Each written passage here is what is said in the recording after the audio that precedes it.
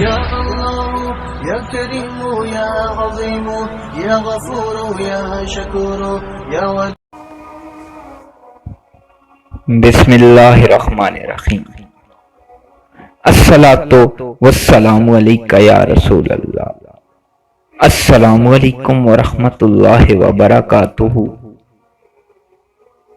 حضرت جابر بن عبداللہ فرماتے ہیں کہ غزوہ حدیبیہ کے دن ایسا ہوا کہ لوگ پیاس میں مبتلا ہو گئے، لیکن وہاں پینے کے لیے کچھ نہیں تھا۔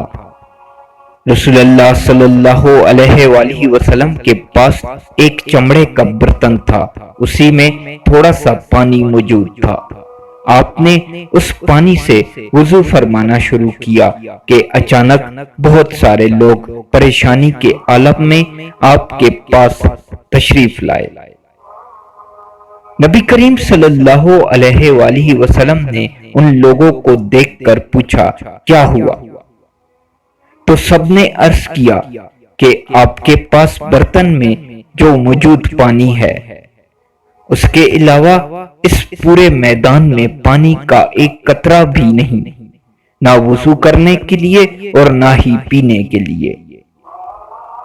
یہ سن کر حضور نبی کریم صلی اللہ علیہ وآلہ وسلم نے اپنا مبارک ہاتھ اسی برتن میں رکھ دیا تو آپ کی انگلیوں سے پانی نکلنے لگا اور چشمے کی طرح پھوٹنے لگا، حتیٰ کہ لوگوں نے وہ پانی پینا شروع کر دیا اور وہ اتنا زیادہ تھا کہ وہاں موجود سب لوگوں نے اسے وضو بھی کر لیا۔ ایک شخص نے حضرت جابر سے پوچھا کہ آپ لوگ اس دن کتنی تعداد میں تھے؟